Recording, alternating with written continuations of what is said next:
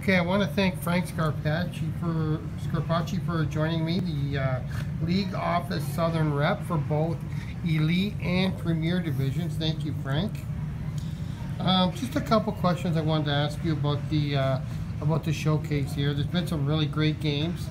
I kind of feel like, because of the crossover games, here you get the Florida with the Southeast, and then in a couple of weeks at the Chicago event. Out east they have a couple events. You start to maybe establish some early season kind of favorites and stuff like that. Do you think some teams are starting to kind of maybe make their presence felt here in these opening weeks? I do. I think that, for example, in the Southern Showcase, clearly you see the league champion, the Hampton Road Whalers. They've come in, they've reestablished their presence. They've always been a solid program. Yeah. In addition to Hampton, in the south, there is the Charlotte Rush.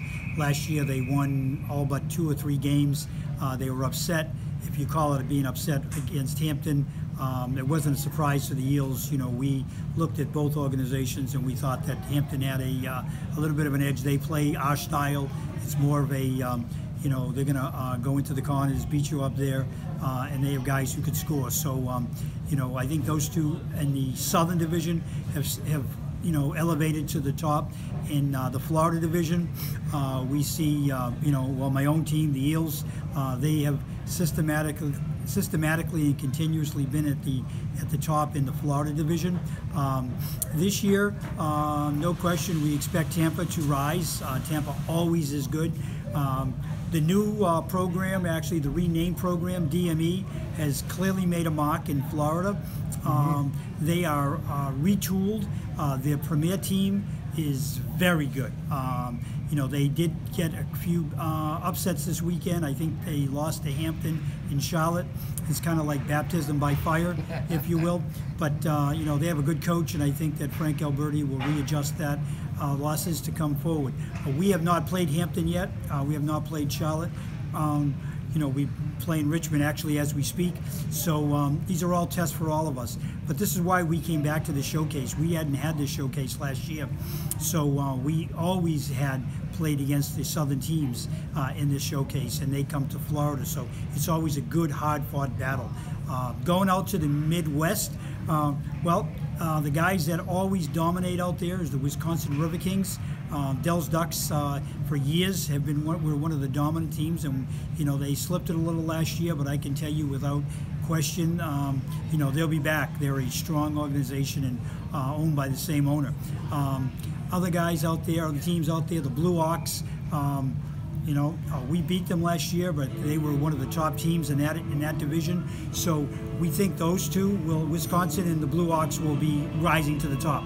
So we're looking forward to the plays against them. One of the things that I enjoy, coming to these different showcases is just seeing the great facilities. And the Extreme Ice Center here in, I guess it's actually Indian Trail near Charlotte.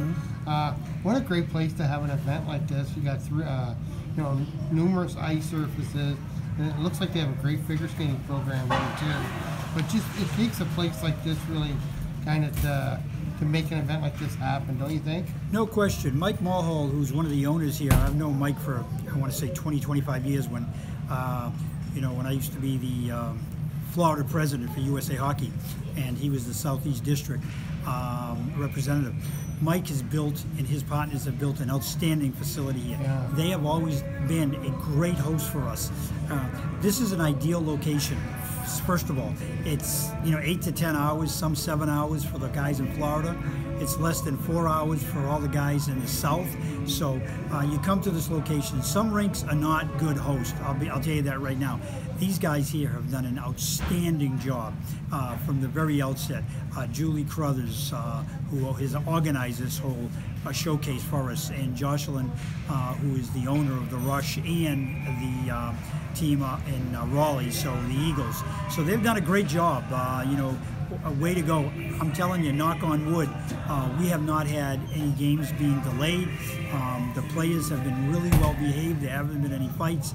The hospitality here has been great. The food, the refereeing. I'm overseeing this showcase, and I got to tell you, my job has been quite easy, except for putting in the hours. So, you know, I say that, and then all of a sudden, 15 minutes from now, it'll all blow up. But in all seriousness, you know, this has been a great host. Awesome, thanks, Frank. The last thing I want to ask you about is, you know, a lot of the teams now, I think except for the Midwest, most of the teams are playing 16 showcase games this year, which is basically a little bit more than a third of your schedule. These events are great for spectators because you get to see everybody at one venue. Right. It's great for scouts. For the players and the teams, I think it gets you out of your comfort zone a little bit, which some people like that actually. But you know, you're playing early morning games, and you know, hockey players are creatures of habit. They really like routine, and sometimes you don't get that time to do certain things to lead up to games and everything like that. Is this something that you think is beneficial for players, just to sort of have these sort of stresses on a weekend, or maybe just put a little bit extra pressure on them? Well, no, it's a good question, because you know, these showcase games are significantly different than regular season games. Yeah, right. It's a 5-minute warm-up. You only have 2 periods. You know, the coaches don't have time to do some coaching in the locker rooms. The players don't have time to regroup. You know, sometimes the players don't even appreciate what the first period is like. Yesterday in my game, my guys seemed to be asleep in that first period, and we had to go in there and you know, shake things up. And then they came alive. This is true. You see this of so many of the teams that are here. You know, they make these major adjustments, but it's good training. These showcases really are, it's all about play development. These are training games for what? For the end of the year finale, which is our, you know, our playoffs, our nationals. So here we bring the kids. They got to come to a different location. They're not sleeping in their own beds. You know, we have meals that we cook. Some people go to restaurants. Some people do a variety of things. But it does take the kids out of the comfort zone, and it is what builds their character. Having one game in one day, then 2 games the next day, and the 4th game that last day puts a lot of pressure. Remember, these are like, you know, we always consider them, you know, these boys men, but they're really not. They're 16, 17, 18, 19, 20-year-old boys, and many of them are boys. That's what they are. They're building to college, and then they're playing in front of reality. For the guys in the South and Florida, they're playing in front of college coaches. And other than showcases, they're not playing in front of college coaches.